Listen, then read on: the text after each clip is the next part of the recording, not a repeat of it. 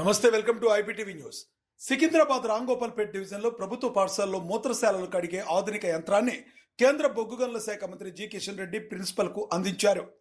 ప్రభుత్వ పాఠశాలల పనితీరును మెరుగుపరిచేందుకు చర్యలు చేపడుతున్నామని వివరించారు. శిథిలావస్థలో ఉన్న భవనాల పునరుద్ధరణకు ప్రభుత్వం ముందుకు రావాలన్నారు. శౌచాలయాల శుభ్రతకు ప్రత్యేక నిర్వహణ వ్యవస్థ అవసరమని సూచించారు.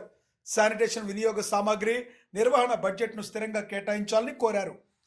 విద్యా బడ్జెట్ను తగ్గించడం సరైంది కాదని, మునుపటి మాదిరిగానే విద్యకు తగిన కేటాయింపులు చేయాలని డిమాండ్ చేశారు.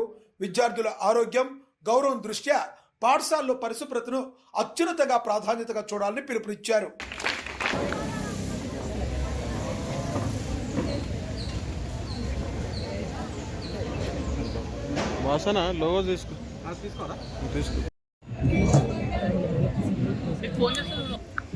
మిత్రులందరికీ నమస్కారం. ఈరోజు హైదరాబాద్ నగరంలో ఉన్నటువంటి ప్రభుత్వ పాఠశాలలో పనితీరు మెరుగుపరిచే విధంగా చర్యలు తీసుకోవడం జరుగుతోంది. నేను అంబర్పేటలో ఎమ్మెల్యేగా ఉన్నప్పుడు సుమారు 21 నూతన భవనాలను ప్రభుత్వ స్థలం దొరకనటువంటి ఈ సమయంలో కూడా ఎంతో కష్టపడి ప్రభుత్వ పాఠశాలకు సొంత భవనాలు నిర్మాణం చేయడం జరిగింది. అదేవిధంగా సికింద్రాబాద్ పార్లమెంట్ పరిధిలో కూడా, హైదరాబాద్ నగరంలో కూడా అనేక శిథిలావస్థలో ఉన్నటువంటి ప్రభుత్వ పాఠశాలలు ఉన్నాయి. వాటన్నిటిని కూడా పునరుద్ధరించాల్సినటువంటి అవసరం ఉంది. అదేవిధంగా టాయిలెట్ సౌకర్యం ఉన్నప్పటికీ కూడా టాయిలెట్స్ క్లీనింగ్ కావాల్సినటువంటి వ్యవస్థ ఉదయం నుంచి సాయంకాలం వరకు మరి ఈ యొక్క శానిటేషన్ సిబ్బందికి సంబంధించిన వ్యక్తి అవసరం. చిన్నపిల్లలు ఎక్కువగా టాయిలెట్ ఉపయోగించాల్సినటువంటి అనుభవం లేనటువంటి పిల్లలు స్లమ్స్ నుంచి వస్తారు కాబట్టి వాళ్ళు ఉదయం నుంచి సాయంకాలం వరకు ఒక వ్యక్తి లేకపోతే ఒకసారి క్లీన్ చేసినా కూడా మరో గంట సేపట్లో టాయిలెట్ల లోపలికి వెళ్ళి ఉపయోగించుకోలేనటువంటి పరిస్థితి ఏర్పడుతుంది.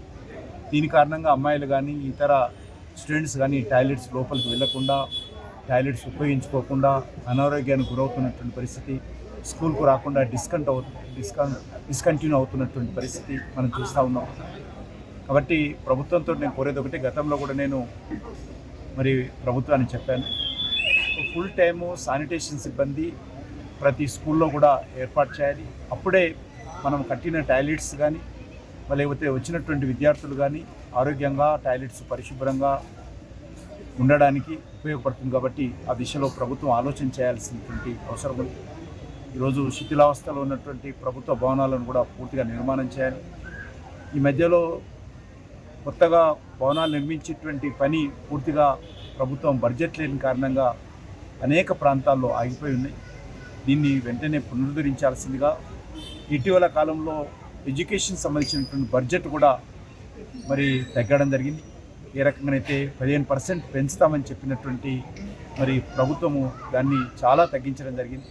కాబట్టి పెంచడం సంగతి దేవుడే, కానీ గతంలో ఉన్నటువంటి బడ్జెట్ను అదేవిధంగా ఏమాత్రం తగ్గకుండా మరి కొనసాగించాల్సిందిగా కోరుతా ఉన్నాను.